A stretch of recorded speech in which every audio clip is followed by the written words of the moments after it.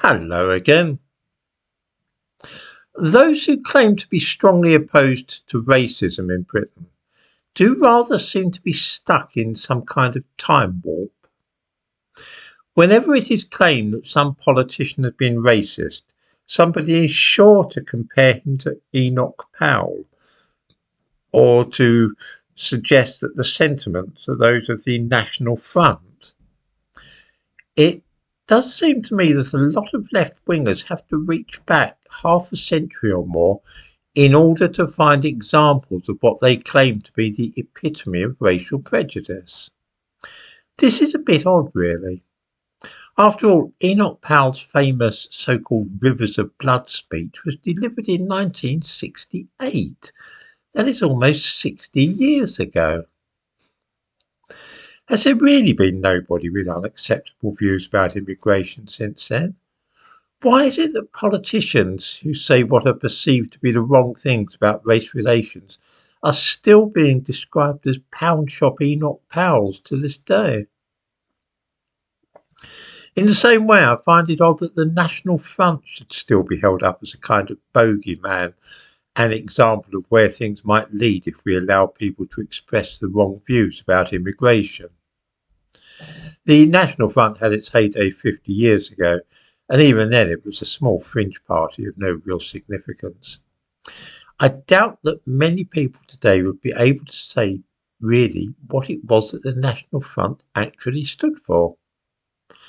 Just why is the National Front still used as a kind of shorthand for homegrown neo-Nazism, I wonder? In the thumbnail to this video, you can see a leaflet issued by the National Front in 1973, and it sets out their policies. Let's go through them. Stop all immigration and start phased repatriation. Well, I think that many people in this country would agree with stopping further immigration to Britain, and that quite a few would like to see those who have no right to be in the country removed. That doesn't seem to me to be terribly extreme. Next, we have get Britain out of the common market. Well, we know that the majority of the British people agreed with that one because of the referendum in 2016.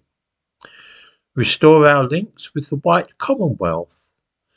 Again, I think a lot of people would be pleased if we began making trade deals with Canada and Australia, so I don't see a problem with that particular policy. Root out corruption and restore honest government. Sounds good. Encourage free enterprise. Combat unemployment by buying British. Worth a try, I think. Create genuine incentives to work hard. Put national defence before foreign aid. Yes, agreed. Welfare. Put our old folk before aliens. Definitely. For all that the National Front is still held up as being some kind of folk devil, there was nothing really that they argued for which justifies the mad obsession with them 50 years later. As I say, I do find it peculiar that Enoch Powell and the National Front should be the two topics which start trending on Twitter whenever somebody makes a speech about immigration.